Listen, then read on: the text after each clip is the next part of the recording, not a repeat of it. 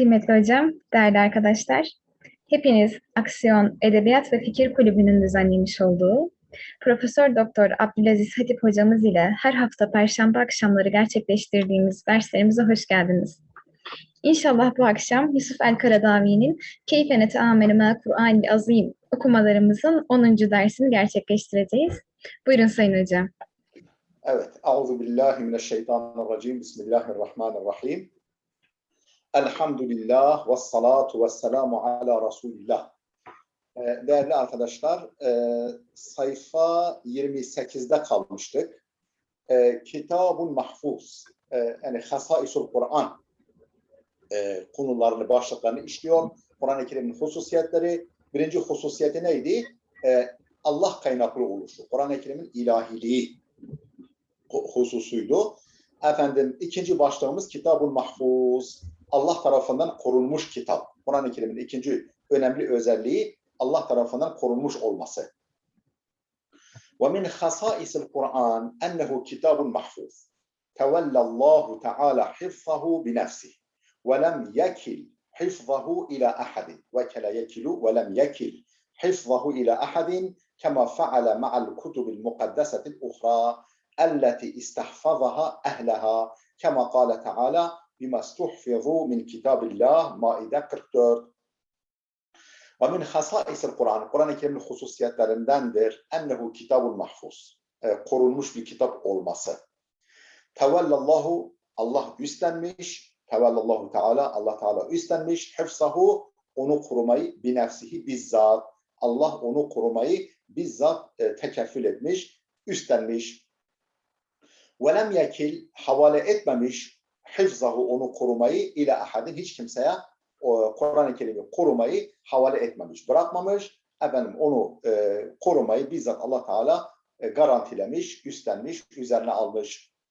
Kema faale ma'al kutubil mukaddesetil uhra, diğer mukaddes yani kutsal ilahi kitaplara yaptığı gibi yapmamış. Yani ne yapmış? Elleti istahfazaha ehleha. O önceki semavi kitapları, o semavi kitapların mensuplarına korumasını havale etmiş. Onları korumayı ehlinden, yani onların mensuplarından, o kitapların mensuplarından, işte peygamberlerinden, ondan sonra müminlerinden korumalarını istemiş. Elleti, o önceki semavi kutsal kitaplar ki istahfazaha, onları korumayı Allah talep etmiş. Oradaki sin talep içindir arkadaşlar. Ehleha, o kitapların ehlinden istemiş olduğu, diğer kitaplara davrandığı gibi davranmamış. Kema kâle Teala, peki bu nereden çıkarıyoruz? Nitekim Allah Teala şöyle buyurmuş. Bimastuhfizu min kitabillah, efendim Allah'ın kitabını korumaları istenmeleri sebebiyle, Allah'ın kitabını korumaları kendilerinden istenmesi sebebiyle. Bimastuhfizu, kendilerinden muhafaza etmeleri, talep etmeleri sebebiyle min kitabillah, Allah'ın kitabını. Yani buna şunu çıkarıyoruz. O önceki semavi kitapları Allah korumayı o kitapların mensuplarından istemiş. Allah Kur'an-ı Kerim bizzat korumayı üzerine almıştır. Ve ma'na hıfzul Kur'an, Kur'an-ı Kerim'i korumasının manası sıyanetuhu min kulli tahrifin ve tebdilin tetearradu lehumen nusus kema tearradet Tevratu vel İncilu min qablu. Kur'an-ı Kerim'in korunması ne demek? Onun anlamı sıyanetuhu, onun himaye edilmesi, muhafaza edilmesi, min kulli tahrifin, her türlü bozulmadan, tahriften, her türlü bozmadan, ve tebdilin, değişiklikten, tetearradu lehumen nusus, efendim genellikle kitap metinlerinin, kutsal olsun olmasın, beşeri olsun, ilahi olsun, genellikle kitap metinlerinin, naslarının maruz kaldığı, tetearradu, yani uğradığı, maruz kaldığı tahrif ve tebdilden, yani bozma ve değiştirmeden koruması demektir. Kema tearradet Tevrat ve İncil, nitekim Tevrat ve İncil de aynı akıbete maruz kalmış, yani tahrif ve tebdile maruz kalmışlar. Min qablu, Kur'an'dan önce. Ama Tevratu fakat kânet elvâhen mektûbeten fissutur ve lem tekun mahfûzaten fissudur. فلما تعرضت النسخ المكتوبة للإحراق والضياع عند غزو البابليين Nebuchad Nasır, bu değişik okumaları var. Buhtun Nasır diyorlar. Ona Nebuchad Nezzar gibi okunuyor. Siz Google'a yazarsınız arkadaşlar. Bu kelimeyi yazıp aratırsanız efendim onlar kimdir bu? İşte milattan önce yani İsa'nın doğumundan 700 yani 600 küsur sene önce yani 7. yüzyılda yani 5. yüzyılın sonuyla daha doğrusu 6. yüzyılın sonuyla 7. yüzyılın başı milattan önce yaşamış Babil hükümdarlarından Kildani. Yani şimdi bizim Türkiye'de yani bu Hakkari civarında Kildaniler var. O Babil yani Irak işte Kuzey Irak ve işte Hakkari civarında Kildaniler var. İşte o kökenli işte Filistin'i efendim Beni İsrail memleketini o zamanki işgal etmiş. Ondan sonra efendim memleketi karış karış istila etmiş. Efendim hani ayet-i kerimenin belirttiği gibi casu hilale diyar yani böyle adeta ev dolaşmış. Acaba ele geçirmediklerimiz var mı? Kim var? Yani karış karış hepsini ele geçirmiş bir hükümdar ve İsrail oğullarını sürgün etmiş. Babil sürgünü diyorlar. Buhtun Nasır, diğer Nebuchad Nezzar gibi veya Nasır değişik okumaları var. Oradan inceleyebilirsiniz arkadaşlar. Ben bakmıştım. Libeni İsrail ellezine casu hilal diyar ve kana va'den mef'ula. Oraya kadar bir tercüme edelim. Tevrat'a gelince, yani Tevrat'ın tahrif edilmesi nasıl olmuş ona gelince fakat kânet elvahen mektubeten fissutur. Efendim satırlarda yazılmış levhalar halindeydi. Yani وَلَمْ تَكُنْ مَحْفُوظَةً فِي الصُّدُورِ sinelerde, kalplerde, belleklerde ezberlenmiş, efendim nakşedilmiş, kaydedilmiş değildi. Yani levhalar halinde yazılıydı. فَلَمَّا تَعَرَّضَتِ النُّسَخُ الْمَكْتُوبَةُ لِلْإِحْرَاقِ وَالضَّيَاعِ o yazılı nüshalar maruz kalınca lil-ihraqi yakılmaya ve daya'i zayi olmaya maruz kalınca yani yakılıp zayi edilince ende gazvil babiliyin Babillilerin istilası zamanında gazv istila demek arkadaşlar Nebuchadnezzar ve değişik okumaları var dediğim gibi bu hükümdarın istilası Babillilerin başındaki bu kişinin istilası zamanında Libeni İsrailoğullarının istilası, işgali ellezine casu hilal diyar o Babilliler ki efendim memleketin her yerine girmişler. Yani karış karış istila etmişler ve kana va'den mef'ula bu olması gereken efendim olması kaçınılmaz bir ilahi vaatti. Yani İsrailoğullarının akıbeti bu zorunlu sonuca doğru adım adım gidiyordu. İlahi yani siz böyle yaparsanız başınıza şunlar gelir diye Allah vaat etmiş. Efendim onlar da aynı şey yapınca o onların başına gelmiş. Hani malumunuz ayet-i kerime, 2 tane ayet-i kerime var bu mealde. Efendim innallaha la yugayyiru ma bi kavmin hatta yugayyiru ma bi enfusihim. Allah bir toplumdaki olumlu veya olumsuz durumu tersine çevirmez, değiştirmez. Onlar kendi kendilerini değiştirmedikçe yani olumlu bir durum varsa bir toplumda o olumlu durum devam eder. Ne zamana kadar onlar kendilerini değişikliğe yani o olumlu duruma liyakati kaybettirmeye dönüştürünce o durum değişir. Yoksa değişmez. Yani tersi de geçerli.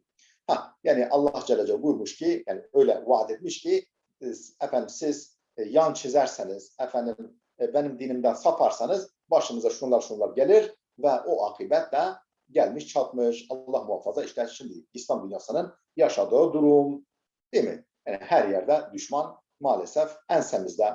Yani İslam ülkelerinin birçoğunda durum bu. Allah'ın yasası var.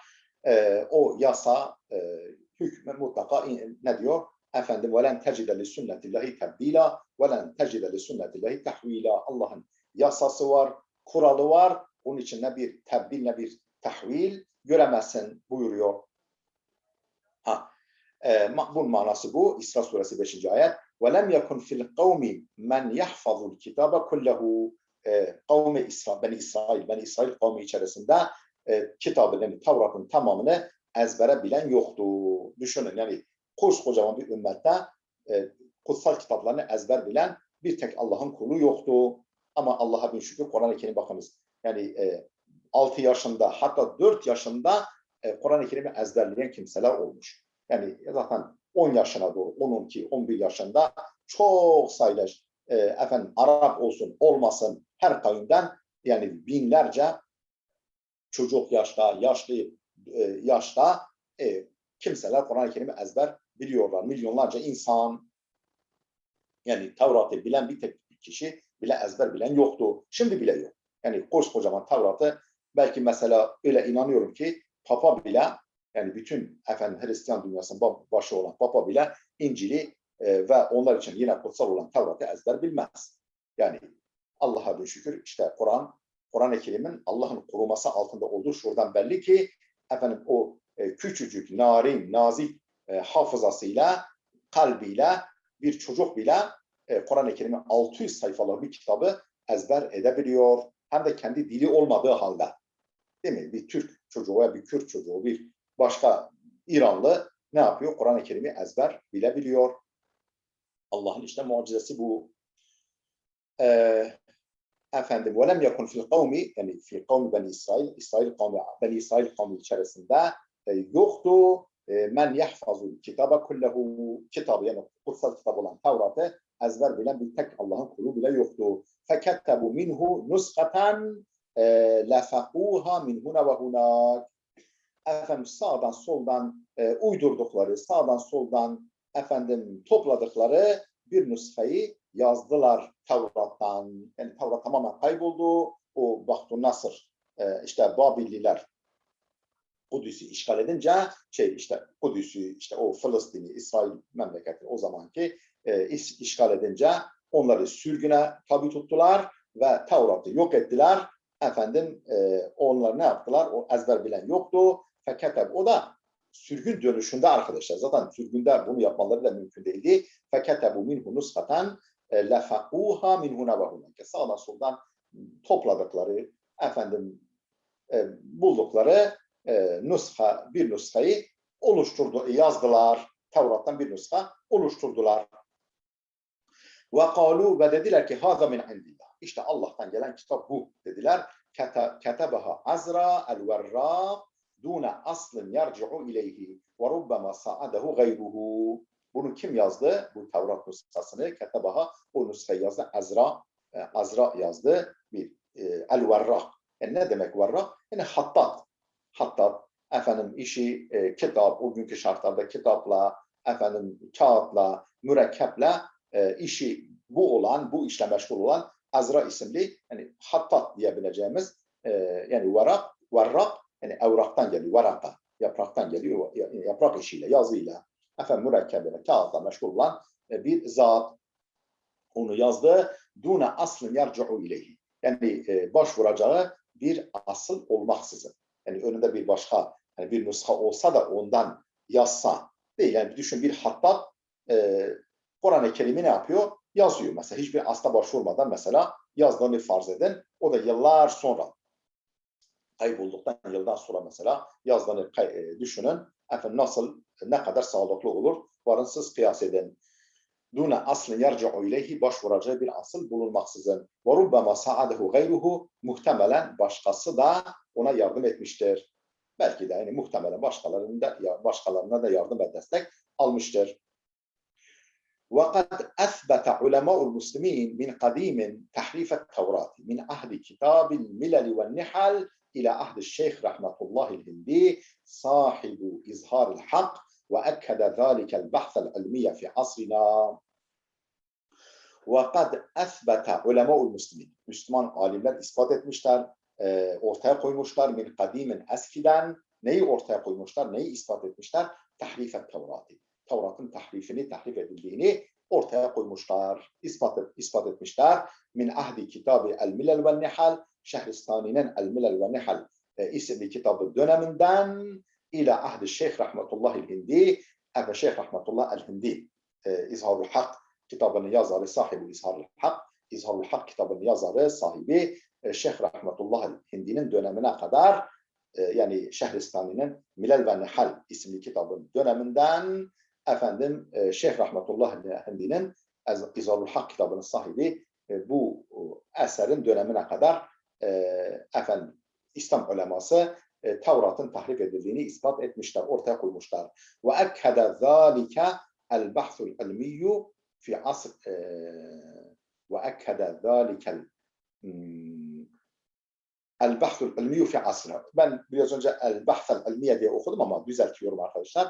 Ve ekkede zâlike el-bahthul ilmiyyu fi asrına. Asrımızda ilmi araştırma da efendim bunu vurgulamış, bunu pekiştirmiş. Yani eskiler ortaya koymuşlar, yeniler ortaya koymuşlar. Çağımızdaki ilmi araştırmada bu efendim bunu vurgulamış, bunu pekiştirmiş, bunu desteklemiş. Ve mined dirasatil cedireti bit-tenvih ma qama bihi doktor, o da doktor demek. Bedran Muhammed Bedran al-Tevrati fakat akafa ala diraseti esfaril ahdil kadimi diraseten ilmiyeten mevduiyeten ve enteha min dirasetihi ila netaice gayeten fil huturati ve min ehemmiha. Hani dedi ya çağdaş çağımızdaki ilmi araştırmalar da efendim bunu yani bu tahrifi vurgulamış, bu tahrifi pekiştirmiş, yani desteklemiş bu tahrif gerçeğini. Ve mined dirasatil cedireti, şimdi onu örnek veriyor. Ve mined dirasatil cedireti bir tenvih, tenvih yani dikkat çekilmeye, cedir yani layık, dikkat çekilmeye layık olan araştırmalardandır. Ne? Makame bihi Doktor Bedran Muhammed Bedran, Doktor Bedran Muhammed Bedran, Profesör Doktor Bedran Muhammed Bedran'ın kamebi yerine getirmek demek arkadaşlar. Kamebi ile kullanılınca yerine getirmek, gerçekleştirmek. Doktor Bedran Muhammed Bedran'ın efendim gerçekleştirmiş olduğu ilmi araştırmada dikkat çekilmeye layık çalışmalardandır. Ne hakkındaki araştırma yani ilmi araştırmalardan hani Tevrat hakkında yapmış olduğu bu çalışma dikkat çekilmeye layıktır. Fakat akafe ala diraseti esfaril ahdil kadim, ahd-i kadim yani Tevrat'ın efendim esfar sifrin çoğuludur, bölümler demek arkadaşlar. Yani tekvin sifri, tekvin kitabı hani sıfır bölüm ana bölüm demek. Tevrat'ın sifirleri var, bölümleri var. Efendim bu ahd-i kadim Tevrat'ın sifirleri yani bölümlerini incelemeye efendim ne yapmış? Kendini adamış, akefeni odaklanmış. Hani akif var ya, akif o mana işte el-akifine vel-râki'ine ve-sâcidine diyor ya kelimede. Efendim yani kendi vermiş yani. Kad akefa. Kendi vermiş bu zat ala diraseti esfarla ahdil kadim. Ahd-i kadimin bölümlerini incelemeye kendini vermiş. Diraseten ilmiyeten mevduiyeten. Mevduiye yani objektif. Objektif bir ilmi incelemeyle bunları incelemeye kendini vermiş. Ve enteha min dirasetihi, bu incelemesinden, araştırmasından şu noktalara varmış. İnteha ila yani varmış. İla netaice gayeten fil hutura. Son derece önemli. Hutur, hatir, hem tehlikeli yani büyük, hem tehlikeli anlamına geliyor hem de önemli anlamına geliyor. Son derece önemli sonuçlara varmış. Bu araştırmasından, bu araştırmaları sonucunda böyle çok önemli sonuçlara varmış. Ve min ehemmiha. Bu sonuçların önemlilerinden bir tanesi şudur. Yani daha doğrusu önemlilerinden bir kısmı şunlardır. Evvela, usulul ahdil kadim thelâfet. Ahd-i kadiminin, Tevrat'ın asılları üçtür. Yani asli nüshaları üç tanedir. En-nushatul samiriye ve nushatul ibariye ve nushatul yunaniye. Samiri nüshası, ibari nüshası, Yunani nüshası. Ve beyne hâzihi usul, bu üç asıl nüsha arasında vardır minel ihtilafati ve tenâkudi ve tedarubi ma fiha. Yani öylesi ihtilaflar, öylesi çelişkiler ve öylesi tutarsızlıklar. İhtilaf, değişiklikler, tenâkuz, çelişkiler, tedarub, tutarsızlıklar var ki mafiha. Yani fihi mafih var ya. Yani efendim çok miktarda var. Bol miktarda var. Hani Mevlana'nın fihi mafih kitabı var ya. Yani açın görün ki ne var içinde. Yani o manada efendim çok sayıda açılıp bakılacak, görülecek çok sayıda ihtilaflar var, tenakuz, çelişkiler var, tadaruk, tutarsızlıklar var. Fadlan amma fiha min ziyadeti ve nuksan efendim ondaki fazlalıklar ve eksiklikler. Yani bir nuskadaki fazlalık, öbür nuskadaki eksiklik, bir nuskadaki tersi efendim bir yana fadlan yani bir yana demek. Bir yana yani şöyle dursun fadlan amma fiha min ziyadeti ve nuksan efendim bu nuskalardaki fazlalıklar, eksiklikler bir yana onları bir yana bırak efendim çok sayıda ihtilaflar var, tenakuzlar var, efendim, tutarsızlıklar var. Mimma yec'aluna nefkidu sikata bihâzihil usulü cemiyan. Mimma ki bu da öyle tercüme edelim ki bu da yec'aluna bizi kılıyor, bizi sevk ediyor. Nefkidu sikata güveni yitirmeye güveni yitirir kılıyor. Yani güveni yitirmeye bizi sevk ediyor. Neye güveni? Bihâzihil usulü cemiyan. Bütün bu üç asla da güvenimizi yitirmeye bizi sevk ediyor ki bu durumlar bizi sevk ediyor, bizi kılıyor. Efendim bu üç asla da bütün bu asıllara güveni yitirmeye bizi sevk ediyor. Yani o kadar çok şey var. Yani o zaman hiçbirisi doğru değil. Deme noktasına getiriyor insanı. Saniye vardığı bu zaten araştırması sonucu vardığı ikinci önemli sonuç bu Tevrat'ı inceleme sonunda Tabatul Ahdel Kadim adidir. Ahdel Kadim'in basılmış nüshaları çoktur. La tekadu tab'atun minha tettefiku ve tab'atil uhra. Çok sayıda baskıları var. La tekadu neredeyse tab'atun minha bunlardan bir baskı tettefiku ve tab'atil uhra. Neredeyse bir baskı diğer baskıyla örtüşmüyor. Hiçbir baskı neredeyse diğer baskıyla örtüşmüyor. Yani ittifak etmiyor yani uzlaşmıyor, bağdaşmıyor, örtüşmüyor. Ve tab'atil uhra niye? Ve tab'atil uhra mef'ulun ma'ahdır arkadaşlar. Yani o ve ma'yedir, mef'ulun ma'ahdır. Onun için mef'ul olduğu için mansup okudum. Tabi mansup cem-i muennef-i salimin nasbi kesreyledir. La tekâdu tab'atu minha. Neredeyse bu nushalardan hiçbirisi tettefiku uzlaşmıyor. Ve tab'atil uhra diğer baskılarla neredeyse hiçbirisi diğeriyle neredeyse uzlaşmıyor, bağdaşmıyor. Ve hiye tetegâyeru min belede ila beled. Mesela bir memleketteki basılan nuskayla öbür memlekette basılan nuskaydan farklı. Ve min taifetin ila taife. Bir ekol, taife yani bir grup, bir kavim veya bir mezhep, bir ekolun bastırdığıyla öbürün bastırdığı örtüşmüyor. Ve min cilin ila cilin. Bir kuşağın, yani bir neslin, bir yüzyılın bastırdığı öbür yüzyılın bastırdığıyla örtüşmüyor. Cil, kuşak, nesil demek. Vel muşrifuna ala hâzihi bunu izleyenler, işraf ala hâzihi tab'at bu baskıları izleyenler yeta'avarun daha doğrusu ne yaparlar?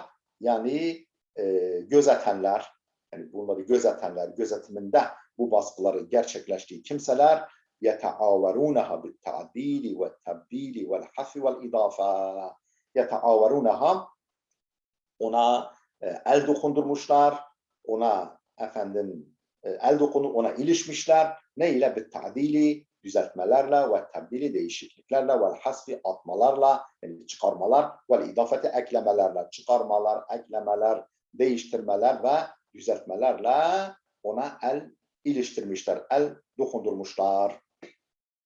Avara yuaviru yani ilişmek dokunmak anlamına geliyor. Mimma yec'aluha kibuda. Bak yine aynı ifade geldi. Mimma yec'aluha kibuda diye tercüme ederiz. Bu tercüme tekniği olarak. Mimma yec'aluha kibuda bizi kılıyor. Mavdi'a şek vel irtiyab. Tedirginlik şek. Yani kuşku ve şüphe. Tedirginlik, kuşku ve şüphe konumuna yerleştiriyor bizi. Yani onlara o nüshalara, o baskılara güvenimizi kaybettiriyor. Mimma yec'alnu ki bu da yec'aluha ki bu da kılıyor. Mavdi'a şek ve daha doğrusu yec'aluna değil de yec'aluha o nüshaları kılıyor. Hangi konumda kılıyor? Hangi konuma yerleştiriyor? Mavdi'a şek ve irtiyab kuşku ve şüphe, tereddüt konumuna yerleştiriyor o nüshaları. Yani güvenimizi sarsıyor onlara ilişkin. Salifen bu Profesör Doktor'un işte vardığı üçüncü sonuç, önemli sonuç. Esfarul ahdil kadim meli'atun bir rivayatil mutenakida elleti la sebile ile tevfiki beyneha bi eyyi halin mimma yec'alu bak yine aynı ifade geldi. Mimma yec'alu ba'dal esfaril uhra tantiqu bil kezibi vel buhtan bel inne sifrel vahide tetenaqadu ba'du ishahatihi ma'al ba'dil ahari. Tercüme ediyoruz. Salisen üçüncüsü Esfarul Ahdel Kadim. Ahd-i Kadim'in bölümleri meli'atun bir rivayetil mutenakida. Çelişkili rivayetlerle doludur, doludur. Elleti o çelişkili rivayetler ki la sabile ile tevfiki beyneha onları bağdaştırmak, uzlaştırmanın hiçbir yolu yok. Yani hiçbir yolla, hiçbir yöntemle, hiçbir şekilde bağdaştırılamayacak, telif uzlaştırılamayacak, bağdaştırılamayacak, telif edilemeyecek birbiriyle çelişkili rivayetlerle doludur. Bir eyyi halin hiçbir şekilde telif edilemeyecek, bağdaştırılamayacak. Mimma yec'alu ki bu da kılıyor ba'del esfaril uhra başka bölümleri kılıyor. Tantiku bil kezibi vel buhtan yalan ve iftirayı dillendirir kılıyor. Yani bir takım başka sıfırlar, başka bölümler peygamberlere ilişkin Allah'a yönelik yalan ve iftiraları seslendirir duruma getiriyor. Bel inne sıfrel vahide hatta bir tek bölüm tetenakadu ba'du ishahatihi ma'al ba'dil uhra. Bazı alt sıfır ana bölüm ishah da onun alt bölümleri, alt başlıkları aynı ana bölümün ishahları yani alt başlıkları bile birbiriyle çelişkilidir. Yani bir yerde bir şey diyor hemen ikinci başlık, alt başlıkta bambaşka bir şey söylüyor. Bel inne sıfrel vahide hatta burada bel terakki içindir. Hatta anlamında yani bilakis anlamında değil hatta terakki içindir. Bel inne sıfrel vahide mesela aliyun alimun bel nihrirun Ali alimdir. Hayır de. Hatta deryadır. Hayır derya değil. Bel yani bilakis anlamında değil. Hatta anlamında. Bel inne sıfrel vahide hatta bir tek bölüm tetenakadu ba'du ishahatihi bazı alt bölümleri çelişiyor ma'al ba'dil ahari diğer alt başlıklarla. Rabi'an dördüncü sonuç bu araştırmanın vardığı dördüncü sonuç vel ahdul kadim gasa bil asatiril vehmiye vel kısasil cinsiyetil da'ire vel ahlakis seyyiati leti ten'a bihi an mazahiril tuhri ve takdis. Ahd-i Kadim yani Tevrat mevcut. Tevrat tabi biz orijinal Tevrat'ı kastetmiyoruz. Allah tarafından Musa Aleyhisselam'a verilen Tevrat'ı kastetmiyoruz. Şu andaki mevcut Tevrat ve Ahd-i Kadim gasa bil asatiril vehmiye yani bataklığa batmış gırtlağına kadar saplanmış neyle? Neye? Bil asatiril vehmiye yani hayali efsane hikayelerle vel kısasıl cinsiyeti daire müstehcen cinsel hikayelerle vel kısasıl cinsiyeti daire yani müstehcen cinsel hikayelerle vel ahlak-ı seyyi'e kötü ahlakla yani gırtlağına kadar o kötü ahlak ifadelerine yani batmış elleti ten'a bihi bu da o ahd-i kadimi bihi'deki ahd-i kadime gidiyor onu uzaklaştırıyor an mazahir tuhri ve takdis nezahet ve ilahilik takdis yani kutsallık ve nezahet görüntüsünden onu uzaklaştırıyor. Yani ilahi olmadığını apaçık yani orijinal olarak Allah'tan gelmediğini bu haliyle apaçık ortaya koyuyor. O görüntüyü uzaklaştırıyor ondan. Elleti ten'a bi ne'a uzaklaştı. Ne'a bi uzaklaştırdı. Ne'a ve ne'a bi canibihi var ya. Elleti ten'a bihi an mazahiri tuhri ve takdis onu nezahet ve takdis kutsallık görüntüsünden alabildiğine uzaklaştırıyor. Tamamen uzağa savuruyor, uzağa götürüyor. Yani alakası olmadı ilahilikler, nezahetler, efendim alakası olmadığını ortaya koyuyor anlamında. Hamisen, beşinci sonuç ve huve ilahada o yani ahde kadim bunun yanı sıra ilahada yunaqidul hakaikal ilmiyete sabitete bil tecrübeti ve el vakaiye yani gerçekçi tecrübe ile sabit bilimsel gerçeklerle de çelişiyor.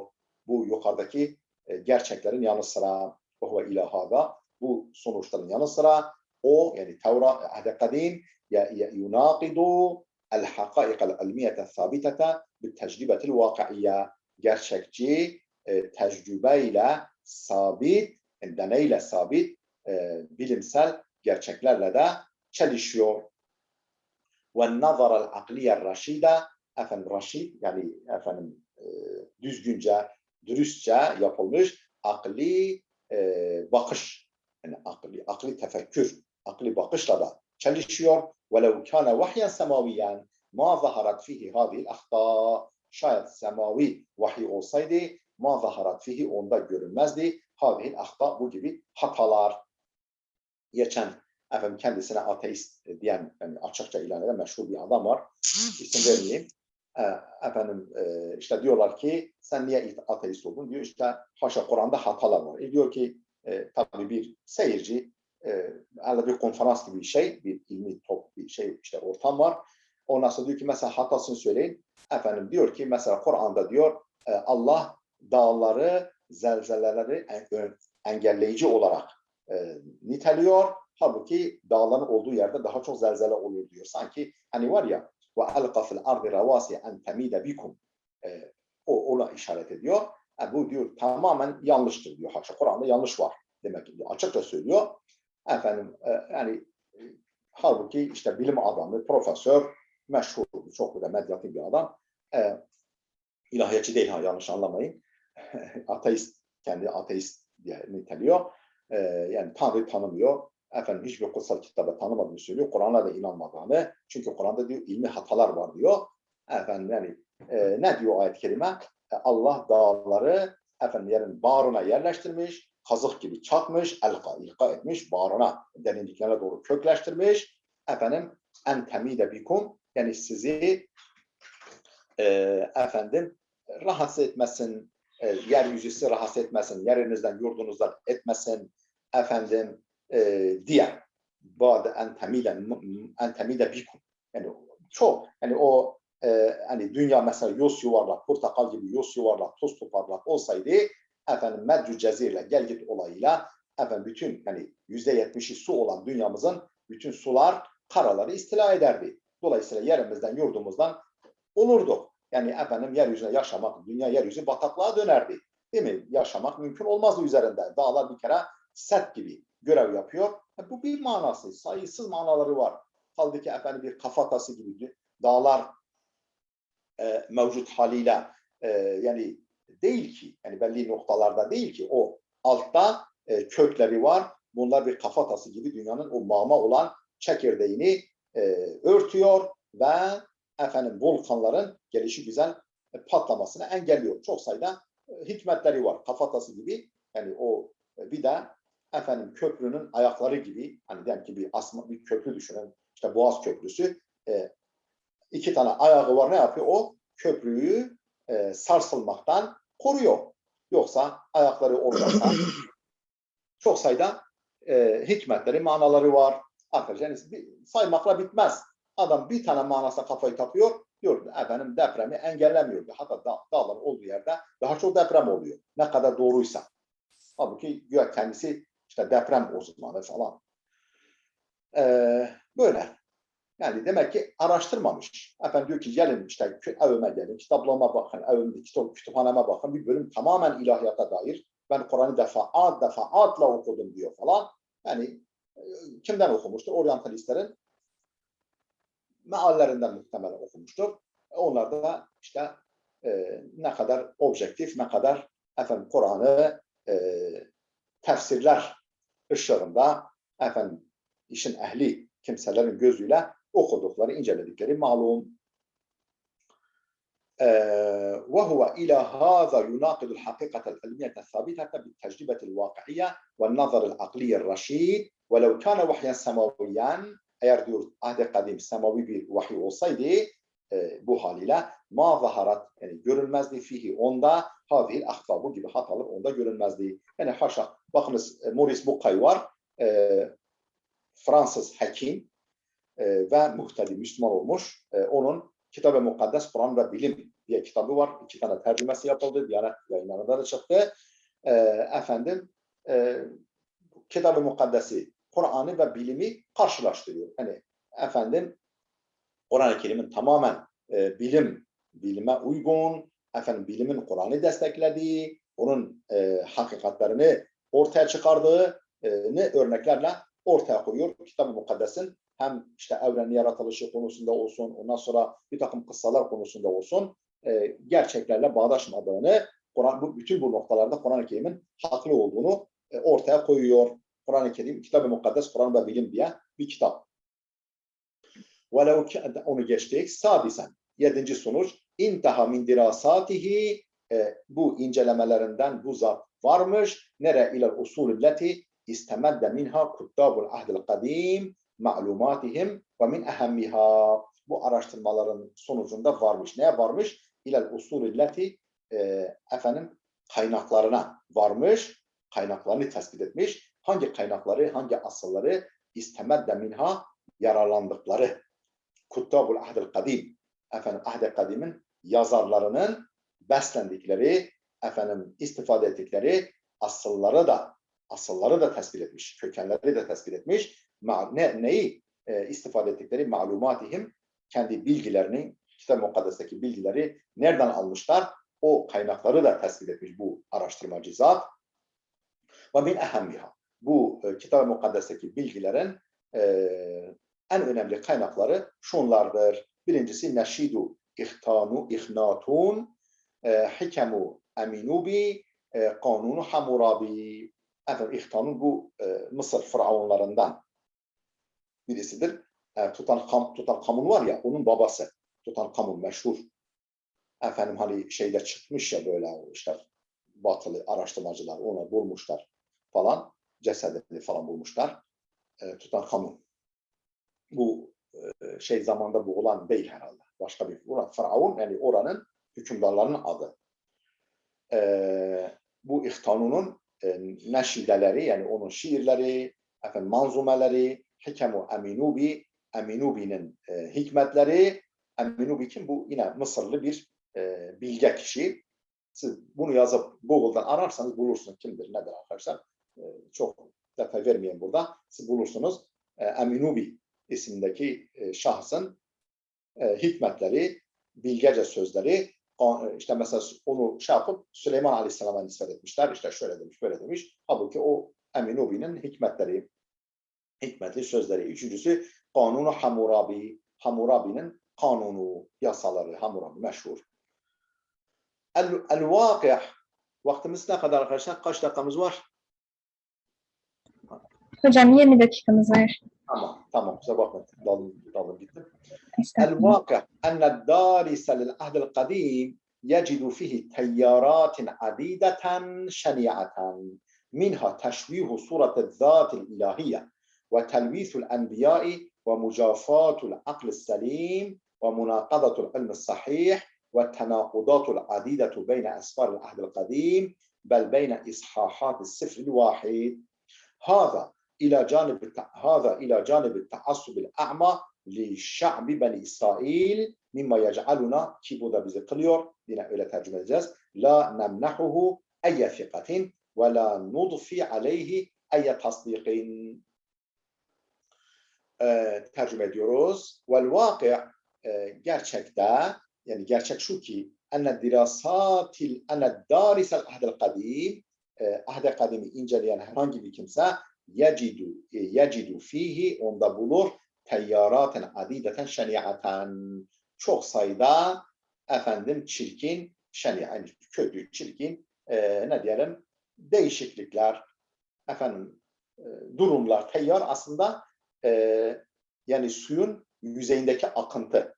Yani bir suyun denizin nehrin yüzeyindeki akıntı demek. Yani değişiklikler, efendim farklılıklar böyle çirkin, kötü, çok sayıda değişiklikler, durumlar bulur. Tam oturmuyor gerçekten bu teyyarat kelimesi buradan oturmuyor. Ya benim bilmediğim başka bir manası var veyahut da sözlüğe baktım. Yani o nasıl ki böyle bir tutarsızlık, çok tutarsızlık hani mesela suyun üzerindeki o yani rüzgar estikçe bir o tarafa doğru değişiyor, bu tarafa doğru değişiyor. Herhalde yani akan rüzgara göre yön değiştiren efendim çirkin, kötü değişiklikler bulur. Minha. Onlardan bir tanesi şudur. Teşvihu surete zaten ilahiye. İlahi zatın imajını bozmak. Yani Allah, ilahi zat yani Allah Teala'nın imajını bozan durumlar var. Allah'a yakışmayan nitelikler, nitelemeler, efendim vasıflar, tespitler var. Haşa Allah'a yakışmayan durumlar var.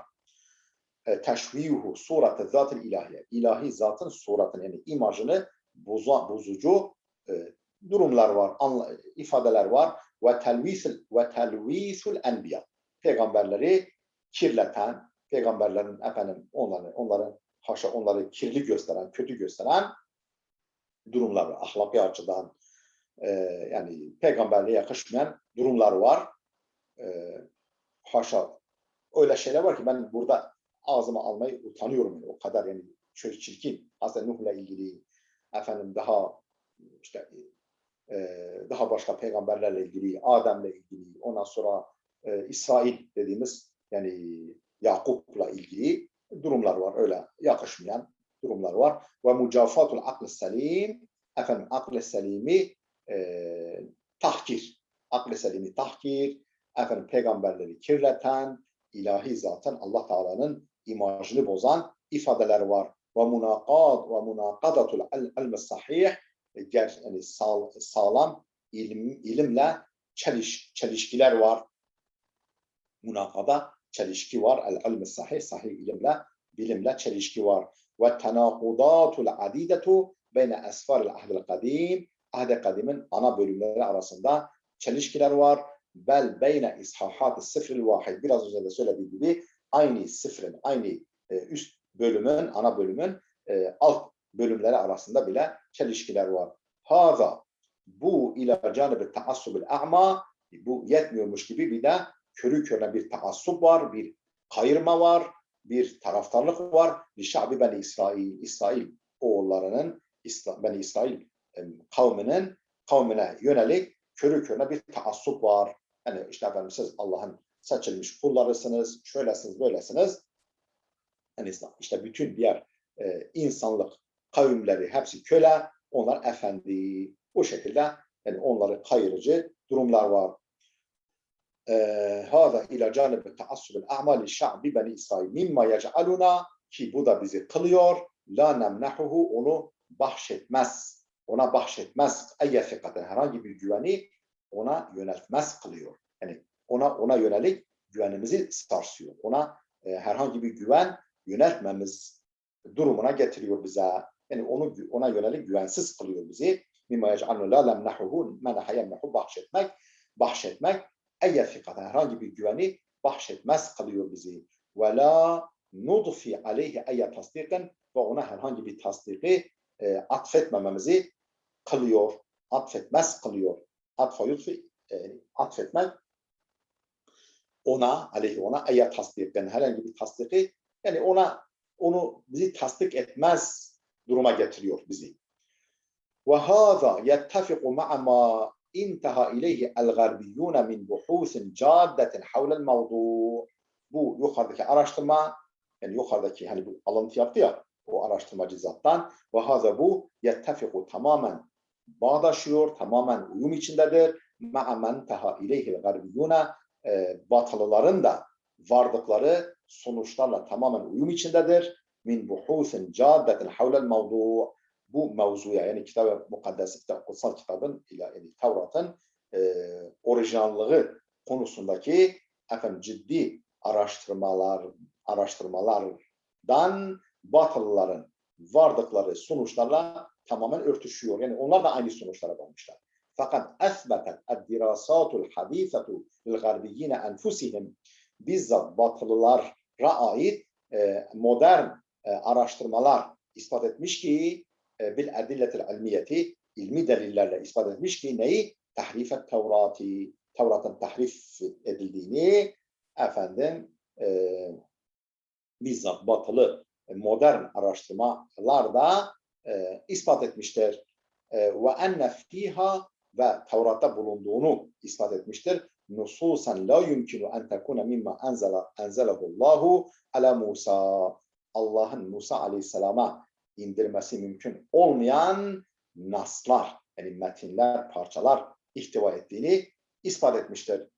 Bizzat batılı araştırmacıların yaptıkları incelemeler bile.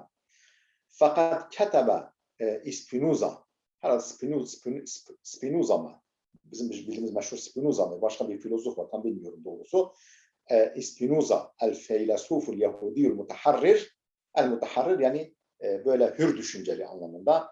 Hür düşünceli Yahudi, yani böyle o mutaassıp olmayan Yahudi filozof Spinoza da yazmış. Nakden kaviyen el-ahdil kadim, ahd-i kadime yönelik ciddi bir tenkit yazmış.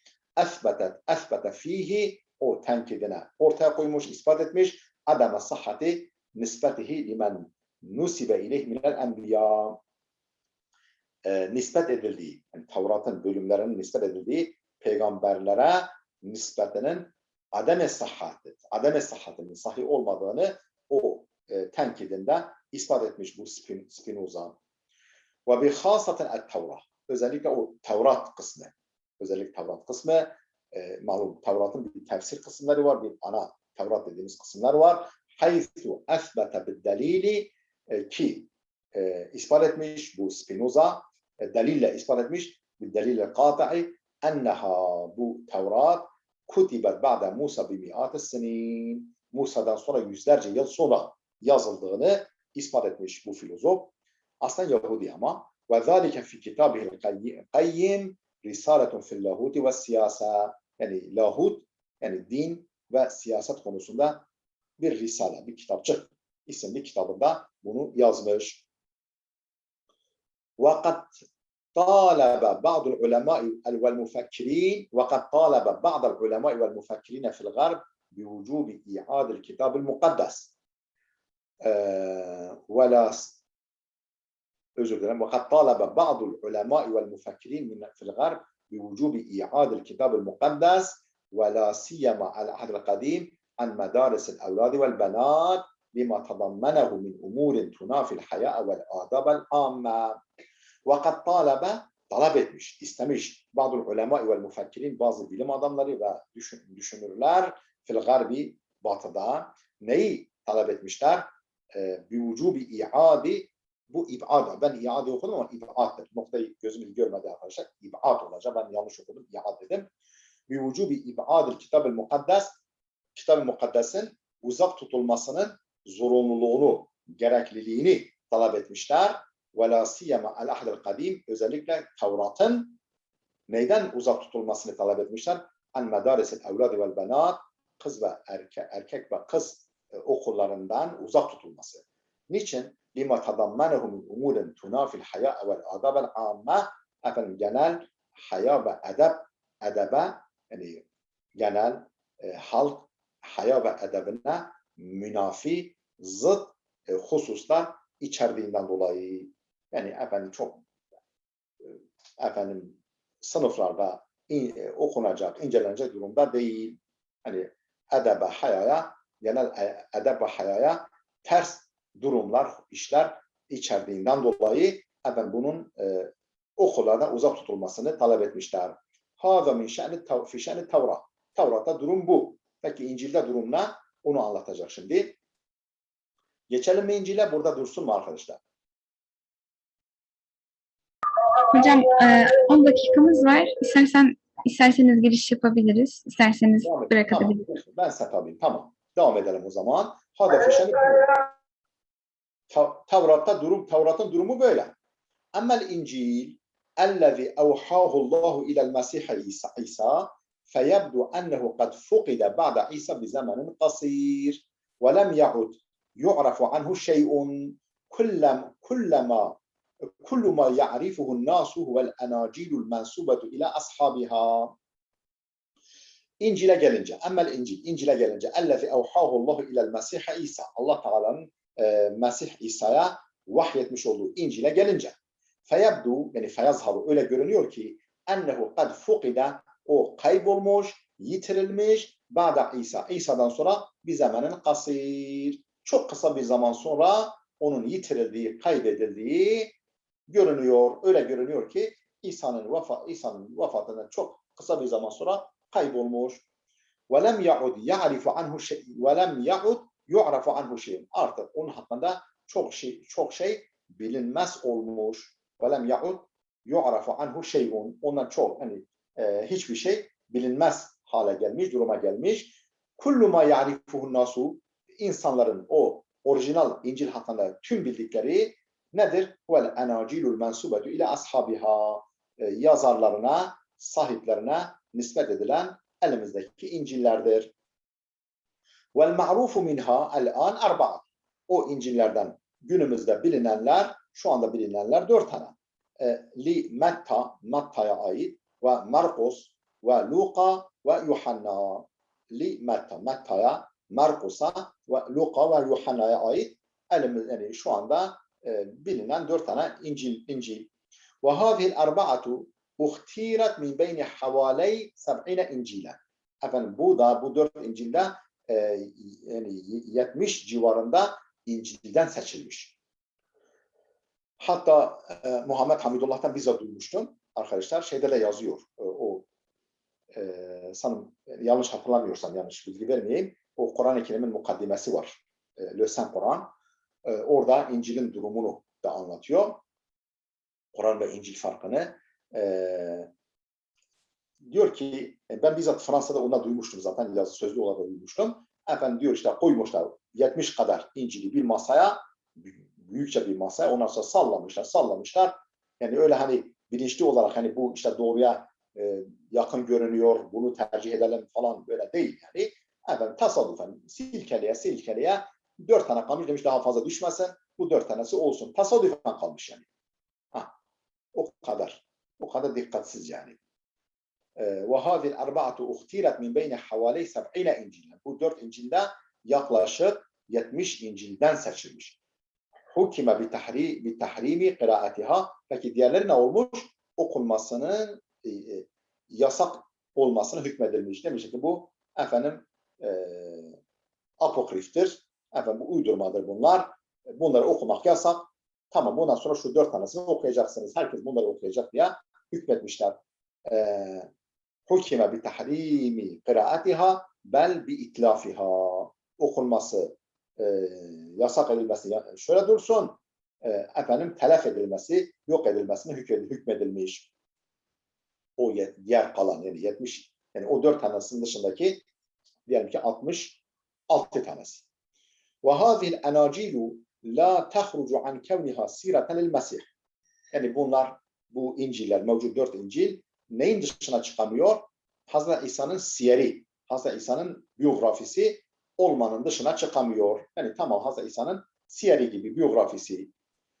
Muştemmileten ala ba'dil mevaizihi ve akvalihi. Efendim bir takım öğütleri, bir takım sözlerini de ihtiva eden onun biyografisi niteliğinde.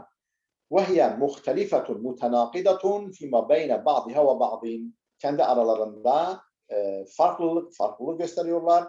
Hatta çelişkilidirler. وَهِيَ bunlar muhtelifetun, farklıdırlar. Mutenakizatun, çelişkilidirler. فِيمَا بَيْنَ بَعْضِهَا وَبَعْضٍ Kendi aralarında birbirleriyle. بَلْ كُلُّ اِنْجِيلٍ مِنْهَا مُتَنَاقِدٌ فِي نَفْسِهِ Hatta her birisi kendi içindeki bilgilerle bile çelişkilidir. O bilgiler konusunda bile çelişkilidir. وَقَدْ اِخْتَلَفَ فِي تَارِيخِ تَالِيفِ هَذِلَ وَقَدْ اُخْتُلِفَ fi tarihi te'lifi hadihil enacil. Bu İncil'lerin telif tarihi konusunda ne zaman kaleme alındığı konusunda da ihtilaf edilmiş. Ve fil lugatilleti kutibe biha esasen, yani orijinal olarak esasen, yani orijinal aslında yazıldıkları dil konusunda bile, yani hangi dilde önce yazılmış, bu konuda bile ihtilaf edilmiş. Velleti turcimet ileyha, hangi dilde yazılmış, hangi dillere tercüme edilmiş ilkin, bu konularda bile ihtilaf var.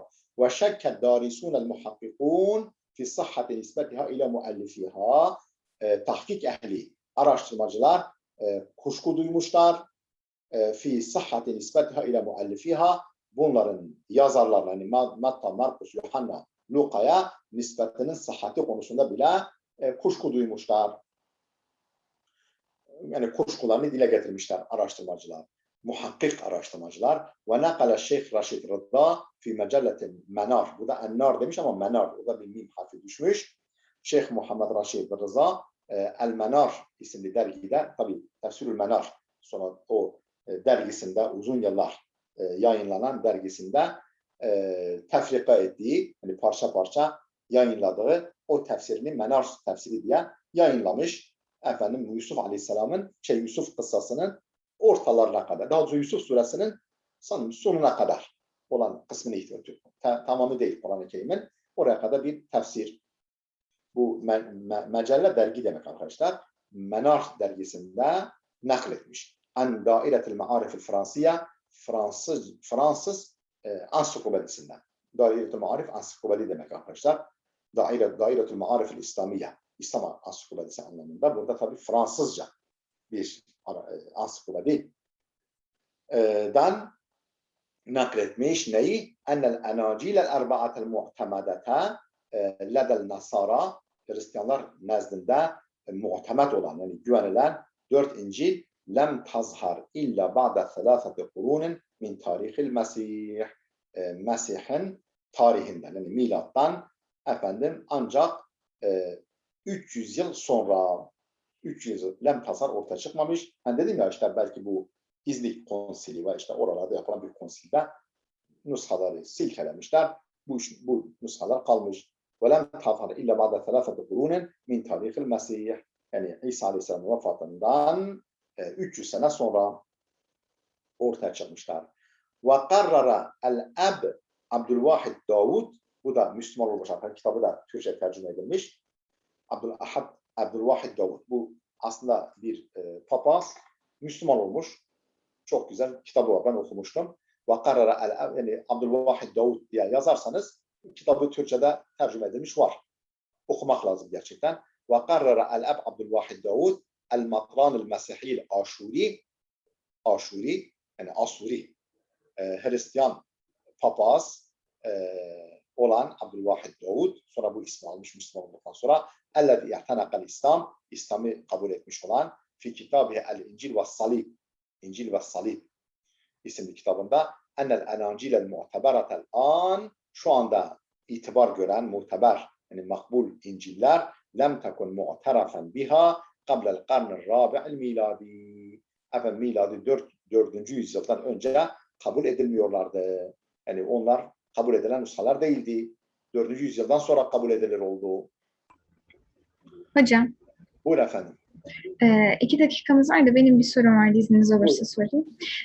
Dedik ya, sallamışlar masayı, o şekilde düşmüş. Bunu ben de duymuştum tarih hocamdan lisedeyken.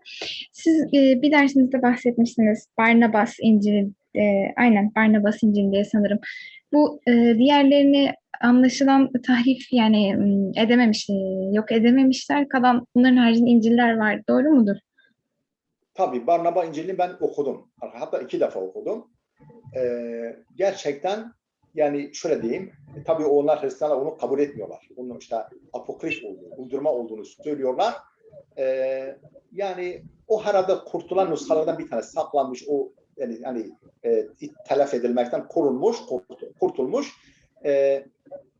Yani reklamını yapmış gibi olmayayım ama yani sanki yani öyle vahiy şeyleri çok. Siz zaten okumanızı tavsiye ederim gerçekten. Tabii bu haşa efendim hiç değiştirmemiş, parmak yani ilişmemiş anlamında değil ama yani çok şey var. Yani Kur'an'la örtüşen çok şey yönler. Çok az kısım yani belki örtüşmüyor. Örtüşen çok şey yönleri var yani. Tabii Hristiyanlar onu kabul etmiyorlar. Uydurma diyorlar. İşte belki işte Müslümanlar yazmış falan haşa öyle diyen şeyler, iddialar var ama gerçekten okunmaya değer bir kitap. Öyle. İnşallah okumaya çalışacağım hocam. Yani Barnaba İncil'i Türkçe tercüme edilmiş arkadaşlar. Belki değişik tercümeleri var. وَهَذَا الَّذِي حَدَثَ لِلْتَوْرَةِ وَالْاِنْجِلِ İncil. Bu işte İncil'in, Tevrat'ın başına gelenlerdir. Efendim, burada dursun mu arkadaşlar? Ve sorunuz varsa soruya geçelim. Bir arkadaşımız sormuş. Hocam şu an tam saatimiz doldu. İsterseniz burada bırakabiliriz. Tabii. Haftaya devam edebiliriz. Soruları olan arkadaşlar varsa yazabilirler. Bir arkadaşımız kitabın adını sormuş. Ben yazıyorum. Barnabas İncil aynen. Barnaba. Barnabas diye yazılıyor. Barnaba olsa okumuyor arada. Barnaba İncil'i. Öyle mi? Tamamdır hocam. Kitapyurdu.com'dan da araştırırsanız bulursunuz. Yani uzun bir, ben okuduğum nüshada uzun bir mukaddime vardı. Kitabın neredeyse 1/3 kadar uzun. Onun tarihçesini falan anlatıyor. Ondan sonra böyle hikmetli şeyler var. Yani Allah, işte vahdaniyet, kainat falan güzel hikmetli şeyler var arkadaşlar. Okunur. Yani ilahiyatçılar olarak bizim haberdar olmamız lazım. Yani, Evet hocam. Hocam evet. sanırım arkadaşlarımızın sorusu yok. Yine çok istifadeli bir dersi. Tekrardan Allah razı olsun. Cümlemizden inşallah haftaya görüşürüz. Bir daha aksatmayız. Biraz benden kaynaklandı. Geçen hafta ben işte arz etmiştim ya, yazlıktaydım. Bir de baktım ki getirmemişim. Şarj cihazını. Tabii şey vardı, az bir şarj vardı ama dedim ya biter, bizi yarı yolda bırakır. İptal etmek zorunda kaldık. İnşallah bundan sonra olmaz. Allah'ın izniyle. Allah razı olsun hocam. Sağ olun. Oldu. Hadi Allah'a emanet olun. Hayırlı muvaffakiyetler. Cümleten hayırlı akşamlar, hayırlı günler. Allah razı olsun inşallah. Görüşürüz. Allah'a emanet olun.